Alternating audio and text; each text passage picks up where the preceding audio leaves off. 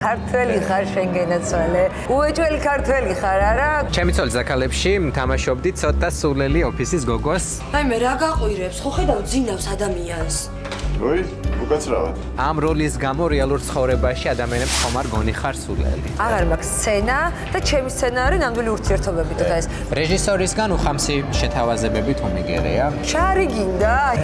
რამით? შენ მე რა მკითხ? ჰოლივუდამდე 6 საათი ფრენა გაშორებს. აუ ეს გიჟია? არ ვარ გიჟი. მე რომ მეგონა რომ მე ვიყავი, ცოტა ვერ ვიყავი, ანუ აღმოჩნდა რომ ადამიანები აი უცებ მაოცებდნენ. გონია რომ ხულიგანი ბავშვი იქნებოდა. აი რანაირი კითხვა ახლა. რაც ეს მითხრა აგდებულო და რა მეთქი და რა იყო ვერ გავიგე ყველა გოგოს ესე ველაპარაკებით ჯგუფში შენო რა და ჩონგურიდო. ანუ გიორგი მარშანია ჩონგურით ყავს ნაცემი. მოკლავს. თეატრალური ინტრიგები თუ შეგხებია. შენ რაღაცა გზელი კაბაგაციო აბერთი აიწიო და უი ამის გაღუნული ფეხებია გავუშვით.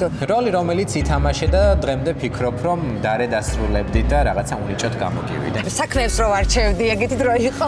როგორც მეუღლეს გასაძლები რა გაქვს? მაქვს 9 ნიშნობის ბეჭედი. მედგასწროებების კასკადი მოყვა? არ მინდა ხო ამაზე საუბარი, არ მინდა ქები. აი ეს ხულიგანი მაშო რო ვიყავი, აიღო და ესე კარგად მოგატეხა? მომატეხა.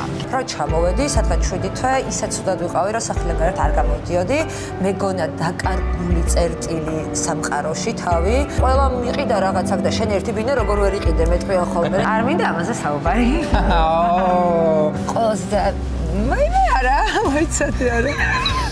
ეხლა არ მინდა ეს ტირილები. ადრე იყო რომ ვექცეოდი ადამიანებს ისე, როგორც მინდოდა მე მომქცეოდნენ და ეხლა ვექცევი ადამიანებს ისე, როგორც მინდა რომ ჩემ შვილებს მოექცნენ. ცხოვრებაში მთავარი კადრი, რაც ნახე და უდიდესი შთაბეჭდილების ქვეშ მოეკეცი. ყველა ვინც ჩამოვიდოდა და წასასვლელი არ ქონდა, ყველა სახში მომყავდა. მე რაღაცა ერთია ჭკუა ვისწავლე. პოეზია თუ გიყვარს? ისები რა, გურამ საღარაძის სტუდენტი ვარ, გენაცვალე და სიგარეტი ხელით ვარ გადმოყოფილი და ქვემოთ შეწეული უეჭველი ქართველი არა. მე დრამატული თეატრის მსახიობი ვარ. უეჭველი ქართველი მაშო მელქაძე.